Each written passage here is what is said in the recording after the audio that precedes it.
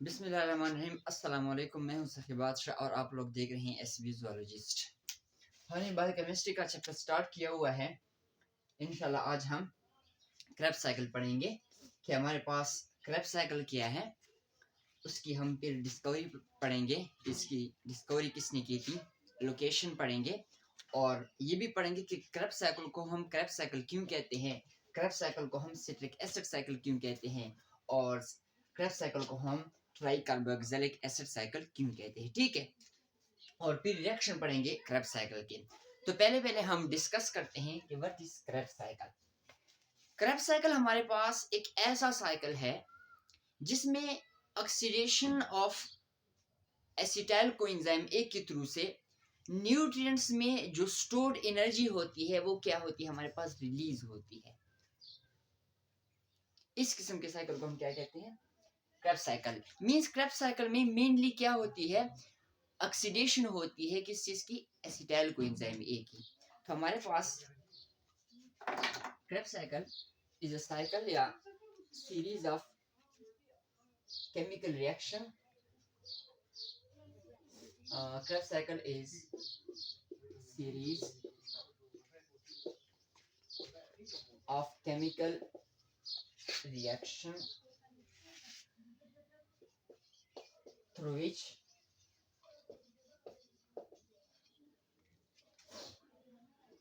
stored energy in nutrients release through oxidation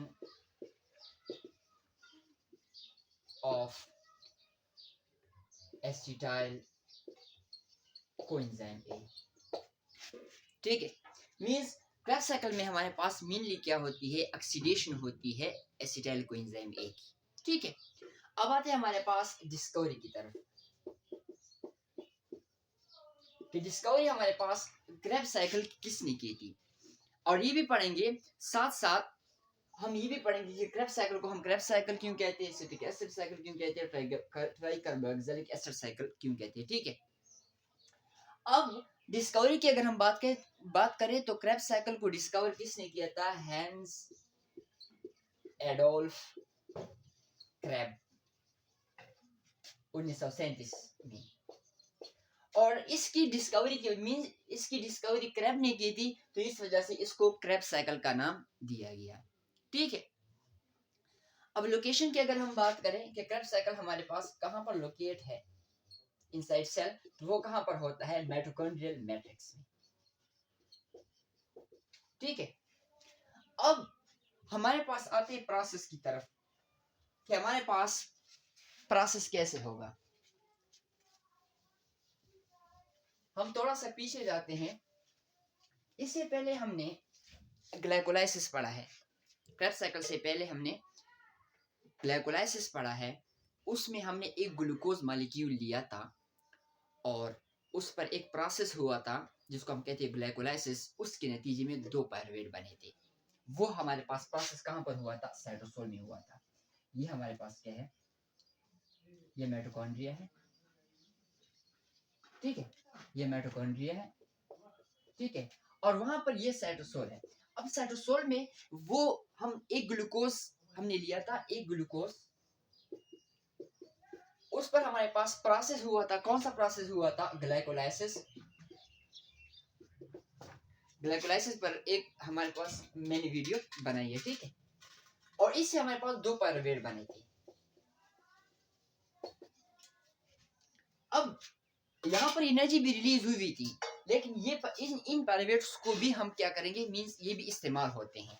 अब क्या होता है हमारे पास, ये 2 पायरुवेट, दोनों पायरुवेट ये कहां पर इंटर होंगे, माइटोकॉन्ड्रियल मैट्रिक्स में। तब हमारे पास क्रेब्स साइकिल शुरू होगा। अब मैं एक पायरुवेट को लेता हूं। ठीक है, पायरुवेट दोनों इंटर होते हैं, लेकिन एक को लेता हूं, एक पर सारा रिएक्शन करते हैं, दूसरे पर भी वही सेम रिएक्शन होगा। एक से हम क्या करते हैं, समझते हैं। ठीक है, अब यहाँ पर पायरुवेट जो है ना, पायरुवेट यहाँ पर पायरुवेट है, पायरुवेट साइटोसोल में पायरुवेट बना है। अब पायरुवेट जो है हमारे पास, ये है आउटर मेम्ब्रेन, आउटर, यहां से वो इजीली पास हो जाता है। बट इनर मेम्ब्रेन जो है हमारे पास वो सेलेक्टिवली परमिएबल है, वो यहाँ से पास नहीं हो सकता। तो फिर किस चीज के जरिए से पास होता है, यहाँ पर कुछ कैरियर्स होते हैं जिसको हम कहते हैं माइटोकॉन्ड्रियल पायरुवेट कैरियर प्रोटीन। इस माइटोकॉन्ड्रियल पायरुवेट कैरियर प्रोटीन के थ्रू ये पायरुवेट इंटर हो जाता है माइटोकॉन्ड्रियल मैट्रिक्स में। अब हमारे पास आगे प्रोसेस शुरू होगा। आपको ये बताता चलूं कि हमारे पास माइटोकॉन्ड्रिया क्रेब्स साइकिल में कुल 8 स्टेप्स है, ठीक है। अब आते हैं प्रोसेस की तरफ। हमारे पास माइटोकॉन्ड्रिया जो है, सॉरी पायरुवेट जो है वो इंटर हो गया माइटोकॉन्ड्रियल मैट्रिक्स में। अब जो भी प्रोसेस होगा वो माइटोकॉन्ड्रिया में होगा, ठीक है। अब क्या होता है, पायरुवेट इंटर हो गया माइटोकॉन्ड्रियल मैट्रिक्स में। अब पायरुवेट क्या होता है हमारे पास, वो कन्वर्ट होता है एसिटाइल कोएंजाइम ए में, ठीक है। पहले हमारे पास पायरुवेट, तो मैं लिखता हूं, ये हमारे पास पायरुवेट, ये है पायरुवेट, ठीक है। यहां पर वो किसके साथ रिएक्शन कर देता है, यहां पर वो कोएंजाइम ए के साथ रिएक्शन कर देता है। कोएंजाइम ए के साथ जब वो रिएक्शन कर देता है तो यहां पर क्या होता है, यहां पर जब ये इसके साथ क्या होगा, बाइंड होगा, ठीक है। तो यहां पर जब ये बाइंड होगा तो ये CO2 निकलेगा, ये CO2 निकल जाता है, ठीक है। यहां पर हमने NAD, ये NAD जो हमारे पास ये रिड्यूस्ड हो जाती है, ये रिड्यूस हो जाती है NADH में। H कहां से आ गया, ये वाला H, ये वाला H हमारे पास क्या हो जाता है, निकल जाता है और यहाँ पर बाइंड हो जाता है। तो ये रिड्यूस हुई। और मैंने पहले भी कहा कि हमारे पास क्रेब्स साइकिल में हमारे पास जो ये रिएक्टेंट होगी उसकी ऑक्सीडेशन होगी, इसकी ऑक्सीडेशन हुई, oxidation loss of hydrogen means removal of hydrogen. तो यहाँ से हमारे पास, इससे हमारे पास हाइड्रोजन रिमूव हो गया, तो ये हमारे पास क्या हुआ, रिड्यूस, ये ऑक्सीडाइज, ठीक है। अब क्या बना हमारे पास, हमारे पास बना CH3CO और कोएंजाइम ए, ये हमारे पास एसिटाइल कोएंजाइम ए बना, ये हमारे पास एसिटाइल कोएंजाइम ए बना। अब ये वाला प्रोसेस 2 बार होगा, 2 बार क्यों होगा, क्योंकि हमारे पास 2 हमारे पास होते हैं पायरुवेट, ठीक है। अब हमारे पास है, अब हम क्या करेंगे, अब हम इंटर हो रहे हैं किस चीज में, क्रेब्स साइकिल में। अब अगर हम देखें यहां पर एक स्टेप में लिखूंगा, स्टेप नंबर 1। स्टेप नंबर 1 में क्या बनता है, सिट्रेट बनता है, सिट्रेट या सिट्रिक एसिड, ठीक है। अब क्या होता है हमारे पास, जो एसिटाइल कोएंजाइम ए बना है, ये एसिटाइल कोएंजाइम ए है, ये बना है, ये एसिटाइल कोएंजाइम ए है, ठीक है।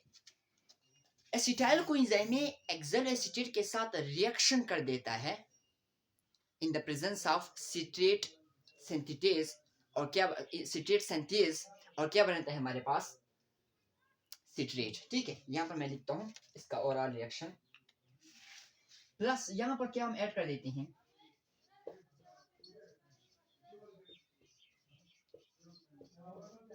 ये हमारे पास एक्सेल एसीटेट, ये हमारे पास क्या है, एक्सेल एसीटेट। अब यहां पर देखो, यहां पर हम H2O भी क्या करते हैं, ऐड करते हैं, समझना है। यहां पर क्या होता है, ये वाला जो है हमारे पास इसके साथ रिएक्शन कर देता है। जब ये इसके साथ रिएक्शन करता है तो ये वाला बॉन्ड जो है यहां पर आ जाता है, क्योंकि अगर ये वाला बॉन्ड यहां पर नहीं आएगा तो इसके 5 बॉन्ड होंगे, 5 बॉन्ड नहीं बनाता, तो ये वाला यहां पर आ जाता है, ठीक है। इसका एक हाइड्रोजन निकल जाता है, इसका एक हाइड्रोजन, क्योंकि 1 और 3 4 बॉन्ड तो हो गए ना, तो फिर जब ये इसके साथ तो 5 हो गए ना, तो कार्बन 4 बॉन्ड बनाते तो ये हाइड्रोजन निकल जाता है। जब ये हाइड्रोजन यहां से निकल जाता है, ठीक है, यहां से हमारे पास एसिटाइल कोएंजाइम भी, ये भी निकल जाता है, और ये आपस में बाइंड हो जाते हैं, क्या हो जाते हैं, बाइंड, क्या बनाता है, कोएंजाइम ए, ये निकल जाता है। इस प्रोसेस में कोएंजाइम में इस तीर का मतलब ऐसे होता है कि ये निकल गया है, ये हम ऐड कर रहे हैं, ठीक है। अब ये निकल गया, कोएंजाइम यहाँ पर निकल जाता है, ठीक है। यहाँ पर क्या होता है, यहाँ पर ऑक्सीजन हमारे पास 2 बार बनाता है। अब यहाँ पर ये इसने एक बार बनाया, यहाँ पर माइनस है, तो इसका हमारे पास H2O जो है वो एक हाइड्रोजन इसको दे देता है, ठीक है। ये हाइड्रोजन इसको दे देता है, यहाँ से कोएंजाइम रिमूव हुई है, तो इसका भी एक बार रहता है। तो वो वाला बॉन्ड जो है हमारे पास, ये H2O इसको ऑक्सीजन देती है। मैं ओरल रिएक्शन लिखता हूँ, देन समझ आ जाएगी। ये मैं लिख रहा हूँ, यहाँ पर इसकी बाइंडिंग हो गई, तो यहाँ पर मैं लिखता हूँ CO, ठीक है। यहाँ पर मैं लिखता हूँ CH2, सॉरी CO, ठीक है।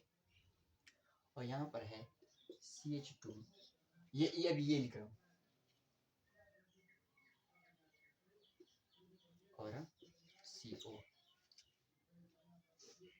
ये CH2 हो गया, ठीक है। 1 2 3, यहाँ पर एक H हमारे पास, और इसके साथ ये भी है ना, तो इसको मैं यहाँ पर लिख देता हूँ,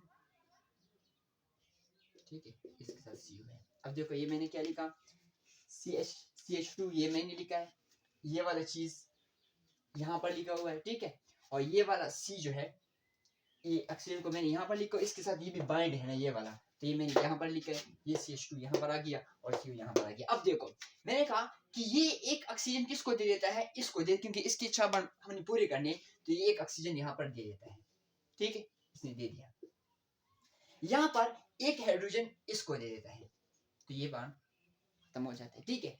और एक हाइड्रोजन वैसे बच जाता है यहाँ पर, तो ये एज अ प्रोडक्ट निकल जाता है, यहाँ पर एक हाइड्रोजन बच जाता है।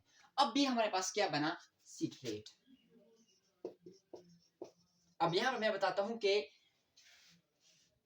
क्रेब्स साइकिल को हम सिट्रिक एसिड साइकिल क्यों कहते हैं। वो इसलिए कहते हैं क्योंकि क्रेब्स साइकिल में जो पहला प्रोडक्ट है वो सिट्रिक एसिड है, सिट्रेट मींस, इस वजह से हम इसको सिट्रिक एसिड साइकिल कहते हैं। और क्रेब्स साइकिल को हम ट्राई कार्बोक्सिलिक एसिड साइकिल क्यों कहते हैं, वो इसलिए कहते हैं क्योंकि जो पहला प्रोडक्ट बना हुआ होता है सिट्रेट, उसमें हमारे पास 3 कार्बोक्सिलिक ग्रुप है, 1 2 ये 3, ठीक है। अब हमारे पास आते हैं सेकंड स्टेप की तरफ, ये वाला स्टेप हो गया। अब आते हैं, और यहाँ पर एंजाइम जो यूज होता है वो है सिट्रेट सिंथेज, ठीक है। ये हमारा सिट्रेट सिंथेज, अब ये वाला स्टेप हो गया। अब आते हैं स्टेप नंबर 2 की तरफ, स्टेप नंबर 2 की तरफ। स्टेप नंबर 2 में क्या बनता है हमारे पास, आइसोसिट्रेट बनता है, आइसोसिट्रेट। लेकिन आइसोसिट्रेट जो है वो 2 स्टेप पे बनता है। अब यहाँ पर क्या होता है, यहाँ पर ये वाला, यहाँ पर देखो, इसको मैं ऐसे लिख सकता हूँ ना, इसको मैं ऐसे लिख सकता हूँ, ठीक है। क्या होता है हमारे पास, एकोनिटेज के जरिए से, एकोनिटेज एंजाइम है, इसके जरिए से ये रिमूव हो जाते हैं, क्या हो जाते हैं, रिमूव हो जाते हैं, मींस H2O रिमूव हो जाता है, ठीक है। और यहाँ पर फिर 2 बार बन जाते, फिर क्या बन जाते हैं हमारे पास, CO CH2 CO, यहाँ पर 2 बार, और CH और CO, ठीक है। ये क्या बना हमारे पास, सिस एकोनिटेज। अब क्या होता है हमारे पास, फिर हम H2O डाल देते हैं, रिमूव किया फिर H2O डाल दिया, फिर H2O, जब H2O डाल दिया तो यहाँ पर एक डिफरेंस ये होगा कि यहाँ पर OH यहाँ पर था, अब OH यहाँ पर आएगा, ठीक है। अब हम इसको लिखते हैं CO CH2 CO, यहाँ पर इसका एक H इसके साथ बाइंड हो जाएगा, इसको मैं इसके साथ लिखता हूँ, जो बाइंडिंग चीज है वो मैं इस पेन के साथ लिखूंगा, ये H यहाँ पर, और ये C, ये OH यहाँ पर, और ये H, ये CO। अब ये बना एसोसिएटेड बना, ये एसोसिएटेड है, ठीक है, ये एसोसिएटेड बना। अब आते ये सेकंड स्टेप, अब आते थर्ड स्टेप की तरफ।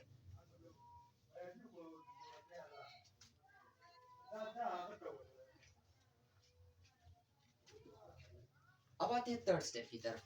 थर्ड स्टेप में क्या बनेगा, इसमें बनेगा अल्फा कीटो ग्लूट्रेट, ये बनेगा। अल्फा कीटो ग्लूटेट कैसे बनेगा? अल्फा कीटो ग्लूटेट कैसे बनेगा? इसको मैं ऐसे, ठीक है। अब वो ऐसे बनेगा, यहां पर ठीक है, यहां पर क्या होता है, एक एंजाइम हम यूज करते हैं जिसको हम कहते हैं isocitrate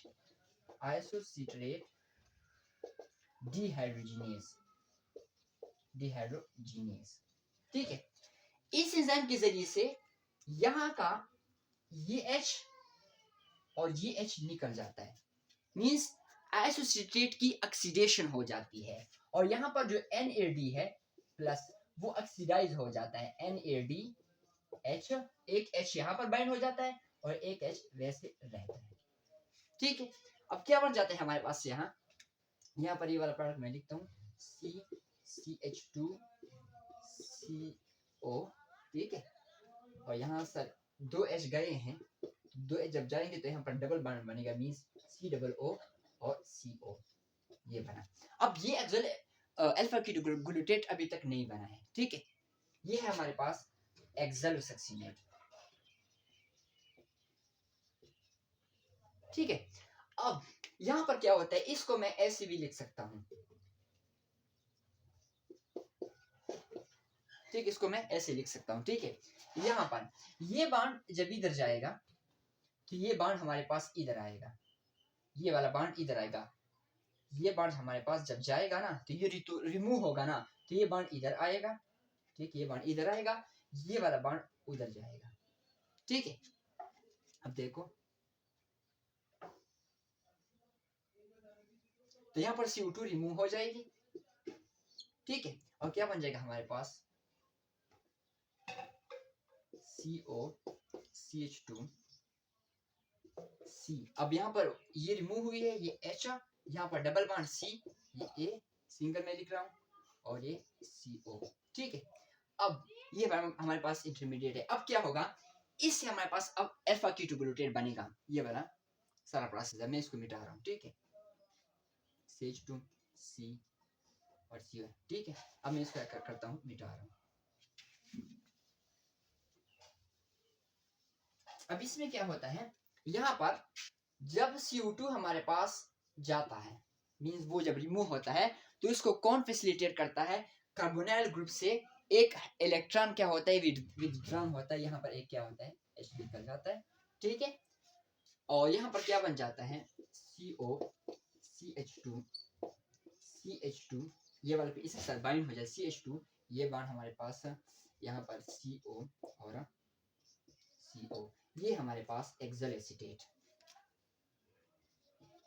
sorry alpha ketoglutarate, ये बना अल्फा कीटो ग्लूटेट। तो अल्फा कीटो ग्लूटेट में ओवरऑल क्या हुआ कि एक NADH और प्लस H आयंस बना, और एक हमारे पास CO2 रिमूव हो गया, ठीक है। अब यहाँ पर मैं इसको क्या करता हूँ, मिटाता हूँ, ये थर्ड स्टेप हमारे पास हो गया। अब आते हैं चौथे स्टेप की तरफ। चौथे स्टेप में हमारे पास क्या बनता है, succinyl coenzyme A, succinyl coenzyme A। अब सक्सिनाइल कोएंजाइम A कैसे बनेगा, एंजाइम हम यूज करते हैं अल्फा कीटो ग्लूट्रेट डिहाइड्रोजिनेज ये यूज करते हैं।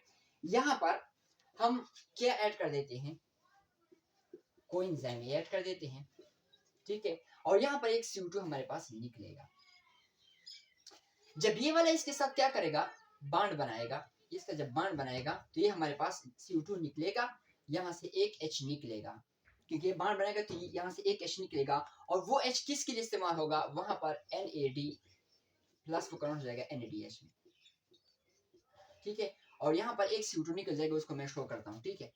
तो CH2 ये लिख रहा हूँ, CH2 CO, यहाँ पर कोएंजाइम अटैच है, ठीक है। तो हमारे पास कोएंजाइम है, और CO2 जो रिमूव है वहां पर ये CO2 रिमूव हो गया, ठीक है। ये हमारे पास सक्सिनाइल कोएंजाइम A, ठीक है। अब चौथा स्टेप भी हो गया, आते हैं पांचवें स्टेप की तरफ। ये अब आते 5 स्टेप में हम क्या बनाएंगे, सक्सीनेटर या सक्सीनिक एसिड, सक्सीनेटर, ठीक ये बनाएंगे। अब ये कैसे बनेगा, ये ऐसे बनेगा, ये अब यहाँ पर एंजाइम हम कौन सा यूज करते हैं, सक्सिनाइल कोएंजाइम ए सिंथेज, ये एंजाइम यूज करते हैं, ठीक है। यहाँ पर जो ये वाला एंजाइम, यहाँ पर आप लोगों ने पढ़ा होगा थायोस्टर बॉन्ड में हमारे पास क्या होती है, free negative standard free energy होती है, ठीक है।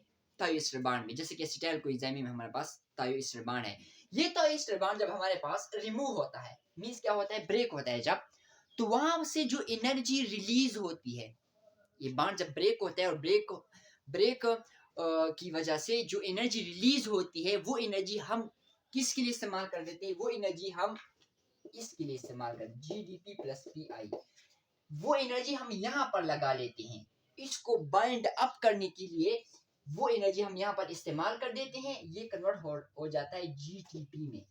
इस बॉन्ड में हमारे पास नेगेटिव स्टैंडर्ड फ्री एनर्जी होती है, जब बॉन्ड ब्रेक होता है तो ये एनर्जी हमारे पास रिलीज होती है, वो रिलीज एनर्जी हम इन दो चीजों को बाइंड करने के लिए इस्तेमाल करते हैं, जब ये बाइंड होता है तो यहाँ पर जीटीपी बनता है, ठीक है। यहाँ पर एक पॉइंट और भी नोट कर लो कि यहाँ पर सबस्ट्रेट लेवल फास्फोराइलेशन भी होती है, मींस हमारे पास क्या होता है, ये जीटीपी जो है, ये वाली जीटीपी ये एटीपी में कन्वर्ट होती है, एंजाइम हमारे पास होता है न्यूक्लियोसाइड डाइफॉस्फेट काइनेज, ये वाले एंजाइम हम क्या करते हैं, यूज करते हैं, ठीक है। यहाँ से एक एटीपी बन जाती है। अब यहाँ पर क्या होता है, यहाँ पर क्या बन जाता है, सक्सीनेट बन जाता है, CH2 CONO, ये सक्सीनेट बन गया, सक्सीनेट ये बना। 14 स्टेप भी हमारे पास डन। अब आते 5 स्टेप की तरफ, ये वाला सक्सीनेट बना, ठीक है। अब 5 स्टेप में हमारे पास क्या बनेगा, 5 स्टेप में हमारे पास क्या बनेगा, फ्यूमेरेट, फ्यूमेरेट कैसे बनेगा, यहां पर मैं दिखाता हूं, इन दोनों को हम ऐसे भी लिख सकते हैं,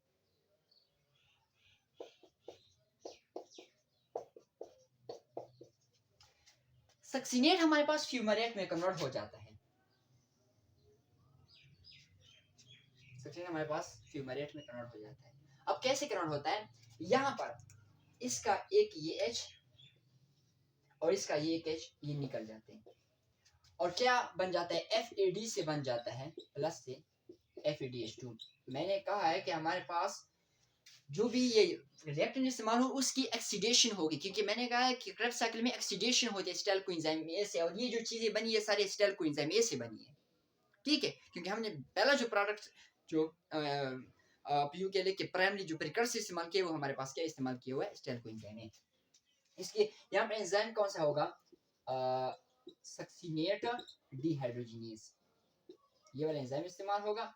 यहाँ पर जब ये भी जाएगा ये भी जाएगा, तो इनके दरमियान दूसरा बॉन्ड बनेगा, ठीक है, 2 बॉन्ड बनेंगे, तो CO CH CO, ठीक है। और यहाँ पर ये है कि इसको मैं ऐसे शो करता हूँ, 2 बॉन्ड बने, ठीक है। 5 स्टेप भी डन हो गया।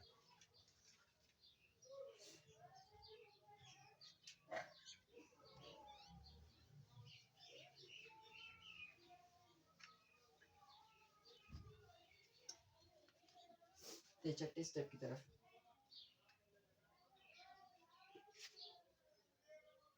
फ्यूमेरेट, यहाँ पर अब हमारे पास क्या वो होगा, मेलेट। स्टेप में हमारे पास मैंने गलती की, ये 7 स्टेप है, वहाँ पर कोई गलती नहीं, ये 7 स्टेप है, ठीक है। मेलेट जब बनना है, अब मेलेट कैसे बनेगा, मेलेट फिर 2 स्टेप्स में बनेगा। हम यहाँ पर H2O डाल देते हैं, H2O, लेकिन H2O को हम मैकेनिज्म करते हैं ना, तो इसको हम मींस 2 स्टेप में करते हैं। H2O पहले हम OH इस्तेमाल करते हैं, H2O का, H2O तो यहाँ पर डाल देते हैं, यहाँ पर सारे H2O डालते हैं, लेकिन पहले हमारे पास OH जो है एंजाइम होता है फ्यूमेरेज, एंजाइम होता है हमारे पास फ्यूमेरेज। अब क्या होता है हमारे पास, ये डायरेक्टली भी हो सकता है कि फ्यूमेरेट, ये फ्यूमेरेट है ना, ये डायरेक्टली भी कन्वर्ट होता है मेलेट में, बट हम मैकेनिज्म करते हैं, ठीक है, कि मैकेनिज्म का कैसे है। पहले हमारे पास क्या होता है, इसका मैकेनिज्म जो है वो ये है कि ये OH यहाँ पर बाइंड हो जाता है इसके साथ। जब इसके साथ बाइंड हो जाता है तो ये बॉन्ड चला जाता है, क्या बना, COCH, इसको मैं ऐसे लिखूंगा CH और COH H एंड CO, इसको ऐसे भी लिख सकते हैं, ठीक है, ये वाला, ठीक है, कार्बेन, ठीक है, ये बना, ठीक है। इसका एक हमारे पास क्या है, एक वैलेंसी बाकी रह रही है। दूसरे स्टेप में हमारे पास क्या होता है, वहां पर भी फ्यूमरेज हम इस्तेमाल करेंगे और इसका जो एक हाइड्रोजन बचा है वो इसके साथ बॉन्ड बना देगा। तो क्या बन जाएगा, COCH2 COH and H and CO, ये मेलेट बना, ये है मेलेट, ठीक है, हमारे पास मेलेट। अब आते हैं हमारे पास last step, step number 8। Step number 8 में वापस एक चीज हमने इस्तेमाल किया, एक्सेलो, और हमारे पास एक्सेलो, ये स्टेप नंबर 8 है, एक्सेलो एसीटेट,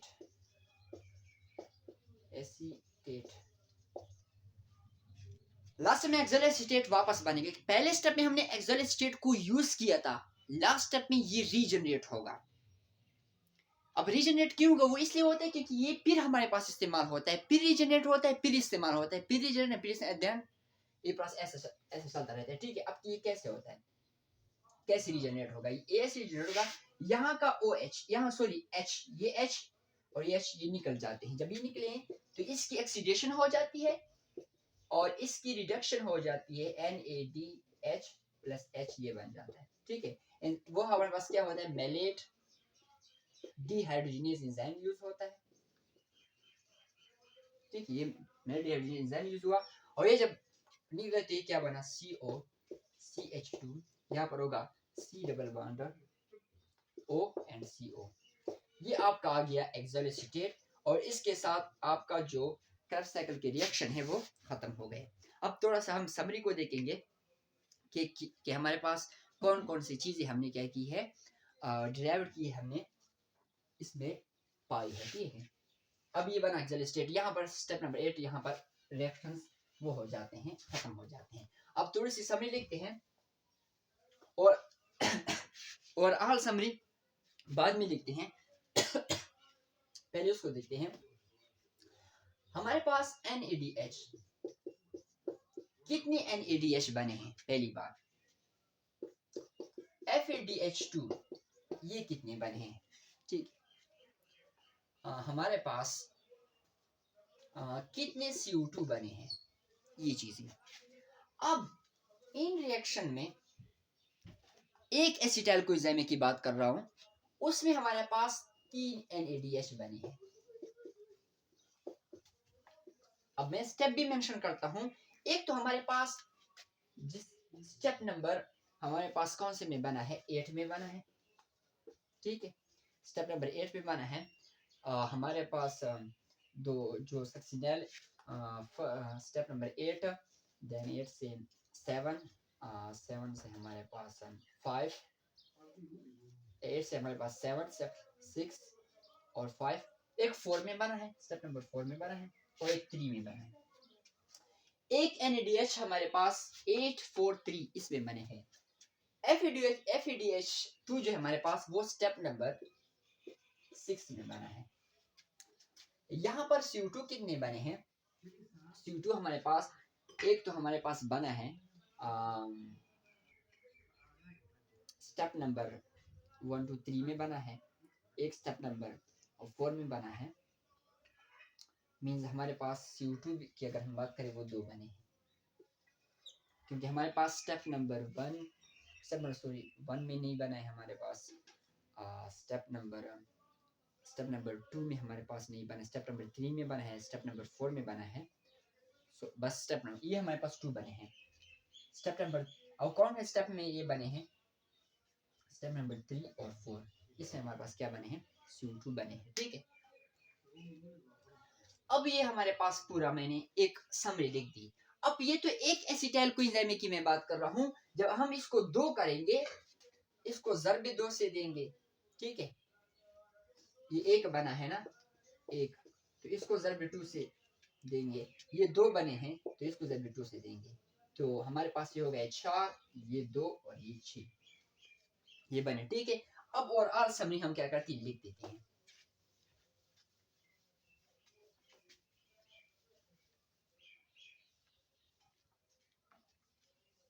यहाँ पर है 2 एसिटाइल कोएंजाइम यूज हुए हैं, प्लस 6 NAD यूज हुए हैं, प्लस 2 FAD यूज हुए हैं। ठीक है, और ऐसा हमारे पास बस यही है। और हमारे पास वाटर मॉलिक्यूल कितने यूज हुए हैं, ये भी हमने वो करना है कि हमारे पास स्टेप नंबर 1 में एक वाटर मॉलिक्यूल यूज हुआ था, जब 2 एसिटाइल कोएंजाइम में तो 2 होंगे। ठीक है, और हमारे पास स्टेप नंबर 7 में भी 2 वाटर मॉलिक्यूल यूज हुए थे। ठीक है, क्योंकि एक एसिटाइल कोएंजाइम के लिए 1 और 2 के लिए 2, तो हमारे पास सारे आ जाते हैं 4।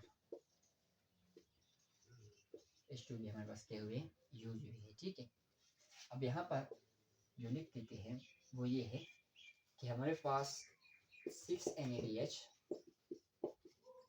यहाँ पर 2 एक्सैलो एसीटेट भी आ जाते हैं, एक्सैलो एसीटेट। ठीक है, 6 NADH, 2 FADH2, ठीक है, एंड सो ऑन। हमारे पास CO2 भी है ना, 4 CO2। ठीक है, अब ये हमारे पास इसकी समरी हो गई।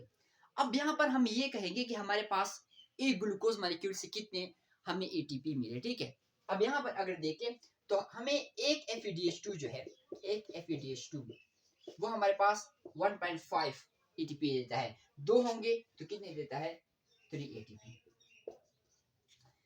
एक NADH कितने देता है, 2.5। जब 6 होंगे तो क्या कितने देंगे हमारे पास, 15